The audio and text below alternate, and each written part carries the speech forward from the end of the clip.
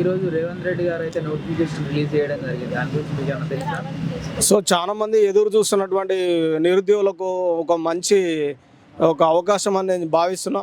గతంలో కూడా police recruitment, హోంశాఖలో సంబంధించింది ఎదురు చూసిన వాళ్ళందరికీ ఇప్పుడు అవకాశం 7,500 చిల్లర పైచులకు ఒక ఉద్యోగాలు అనేటివి నోటిఫికేషన్ రావడం చాలా సంతోషదాయకము.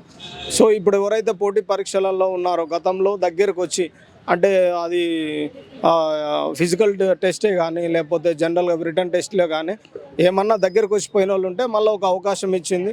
వాళ్ళు కూడా మళ్ళీ రాసుకొని ఉద్యోగాలు కొట్టడానికి అవకాశం ఉంది.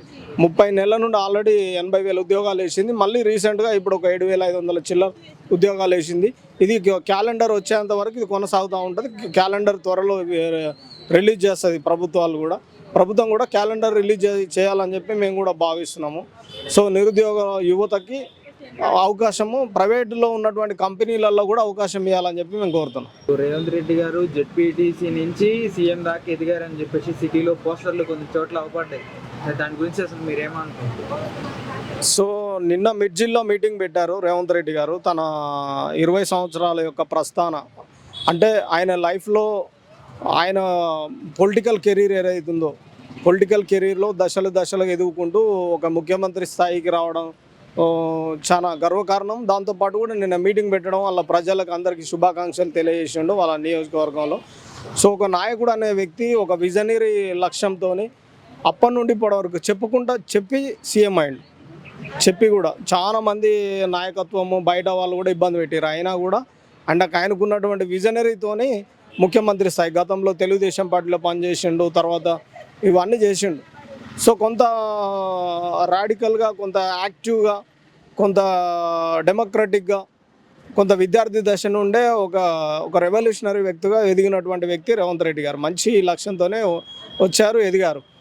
నేనేమంటున్నానంటే కాంగ్రెస్ పార్టీ రాకముందు అప్పుడు ఉండడం ముందే ఆ స్థాయికి ఎదిగినోడు ఇప్పుడు విజన్ 2047 పెట్టుకొని అంటే గ్రామీణ ప్రాంతంలో ఉన్నటువంటి చదువుకునే విద్యార్థులను ఒక ఎంటర్ప్రెన్యూర్గా చేయాలి, మంచి పొలిటికల్ లీడర్ చేయాలి, లేకపోతే మంచి ఎంపవర్మెంట్ చేయాలని ఒక విజన్ పెట్టుకున్నాడు. నేను నిన్న మిర్జిల్లో ఉన్నటువంటి 20 సంవత్సరాల ప్రస్తావన రేవంత్ రెడ్డి గారు చూసిన తర్వాత 2047 వరకు జరగబోయేటువంటి విజన్ కూడా పెట్టుకోవడం చాలా గొప్ప విషయం. ప్రజలు మళ్ళొకసారి ఆశీర్వదిస్తారు. మళ్ళొకసారి కాంగ్రెస్ ప్రభుత్వం రాబోతుంది, ఖచ్చితంగా వస్తుంది. హోమ్ మినిస్టర్ ఇవ్వాలనేది చూస్తూ ఉన్నారు.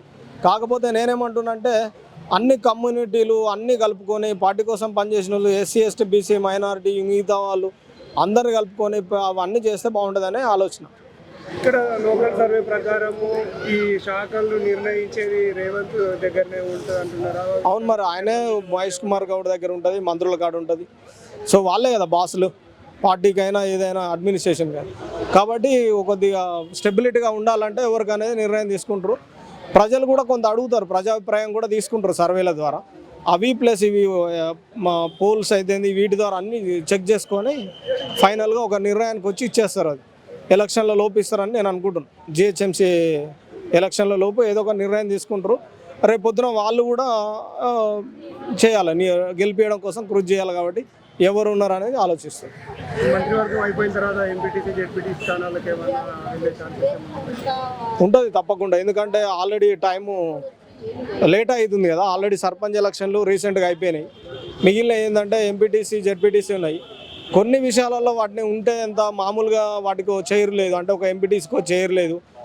జెడ్పీ చైర్మన్ అయితే ఒకటి ఉంటుంది, ఎంపీపీలకు ఉన్నది. కానీ జెడ్పీటీసీ వీళ్ళకు కొద్దిగా ఏమున్నది అనే ఉద్దేశంతోనే ఉన్నది.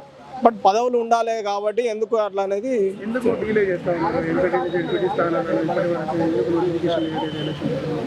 అది పార్టీ నిర్ణయం తీసుకోవాలి కదా.